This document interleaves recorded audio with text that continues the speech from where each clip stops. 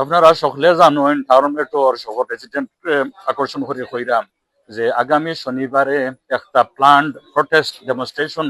আছিল যে ইউকিপর পক্ষ থাকিয়া এইমাত্র আমরা সংবাদ পাইছি যে মেট্রোপলিটন পুলিশে এই ডেমনস্ট্রেশনটারে মুভ করা হয়েছে হোয়াটসঅ্যাপল থাকি বা টাউরামডেট থাকিয়া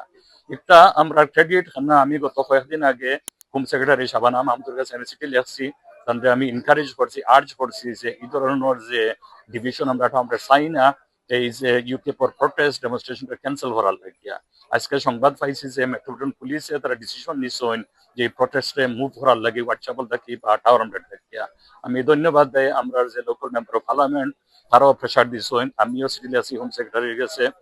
আমরা বিভিন্ন মানুষে ফোন করছেন আমরা